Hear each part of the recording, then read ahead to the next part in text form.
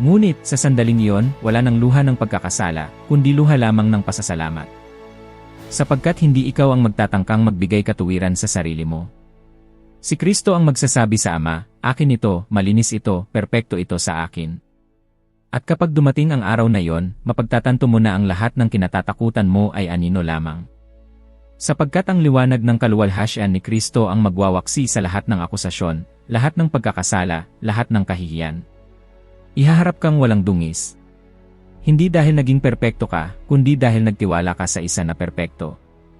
At pagkatapos, sa harap ng walang hanggan, makikita mo na ang bawat pangako ay natupad at talagang wala ni anuman ang nakapaghiwalay sa iyo mula sa pag-ibig ng Diyos kay Kristo Jesus. Naramdaman mo na ba ang panloob na salungatan, ang digmaan sa loob mo, kung saan nais mong gawin ang mabuti, ngunit napupunta sa paggawa ng masama na ipinangako mong iwasan? Naranasan ko na yan at alam kong naranasan mo na rin yan. Iyan ang katotohanan ng ating kalikasan ng tao. Kahit na naabot na tayo ni Kristo, nagdadala pa rin tayo ng mga labi ng isang lumang kalikasan na nagpipilit na hilahin tayo pababa. Gaya ng sinabi ni Pablo, ang mabuting nais kong gawin ay hindi ko ginagawa, ngunit ang masamang hindi ko nais, iyon ang ginagawa ko. Iyan ang karaniwang karanasan nating lahat.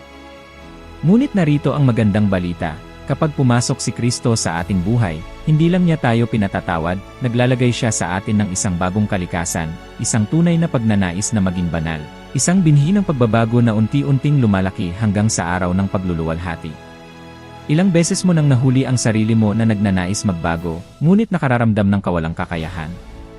Halimbawa, gusto mong maging mas matyaga sa iyong mga anak, ngunit napupunta sa pagkairita dahil sa maliliit na bagay, gusto mong patawarin ang iyong asawa, ngunit sa gitna ng pagtatalo, ang pagmamataas ang naghahari. Nangangako ka sa sarili mo na hindi ka na magpapatangay sa isang partikular na kasalanan, ngunit nakikita mo ang sarili mo na inuulit ang parehong mga pattern.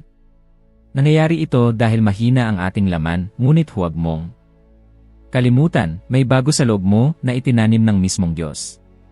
Iyang bagong bagay na iyan ang nagbibigay sa iyo ng lakas, kung minsan ay hindi mo napapansin, upang muling bumangon at sumubok muli. Kinukumpirma pa nga ng agham ang prosesong ito. Ipinapakita ng mga kamakailang pag-aaral na ang mga taong naglilinang ng pananampalataya, panalangin, at espiritualidad ay nagpapakita ng mas mataas na antas ng kagalingan, katatagan, at maging kalusugang pangkaisipan. Ngunit sinasabi ko sa iyo, hindi lang ito usapin ng psikolohikal na mga gawi. Ito ang banal na espiritu na kumikilos sa loob natin, naglalagay ng mga